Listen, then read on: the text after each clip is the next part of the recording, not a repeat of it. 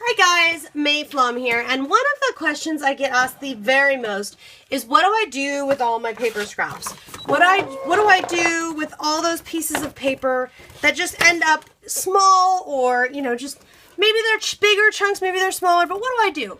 Well, I'm going to show you here today. Here I've got my ScanNCut mat, and I haven't stuck everything down quite properly yet, but I have everything laid out. I have a bunch of scraps on here. Now, one of my absolute favorite things, and it's the only way I do not save any scraps anymore. What I do with all my scraps is I either use a paper punch or, like I'm going to show you today, my brother's ScanNCut here, and I just pick out some basic patterns. Hearts, stars, squares, basic shapes, ovals, things that I might use a lot, flowers, and I just pick, and we're just going to do two. I just pick various sizes, usually between 1.5 inches and maybe 2.5 inches at the top, at tops. So if I do this, it puts them on there, but how do I know where and which pieces of paper on here that it's going to be a good fit for? Well, I'm going to go ahead and take these off because these are very thick papers.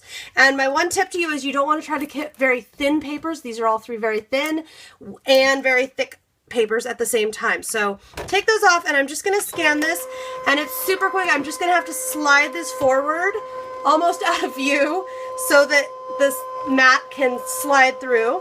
My desk is deep enough here that it can scan all the way in, but I just go like so when I'm actually doing some scanning. And this is the best part. This is my favorite part. Look at this, because I can see where all the papers are, and now I can move my shapes on there. If I wanted to add more shapes, I could go in and add more shapes, or if I'm happy with it, I could just say okay and cut. And in this case, I'm only cutting out 2 little hearts out of my vellum. And I just love this because I just keep a little bin that has everything all punched out, and then I don't have to worry about scrap storage. I don't have to worry about, where am I putting stuff where, all of these kinds of things. I can just get the maximum out. And with the ScanNCut, I mean, this little piece of paper right here does not have to be wasted. I could just take this, just like this small. I could put this on the mat, pick a design, and cut it out.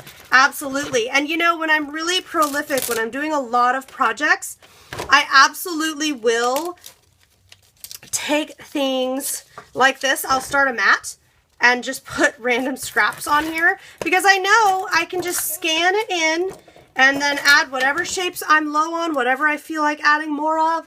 I can just scan them, cut them in seconds, and add them to my collection so that the next time I'm creating, I have things all ready to go. I hope you've enjoyed this quick little look at how I deal with scraps, or rather how I use them up rather than store them. I'll see you next time.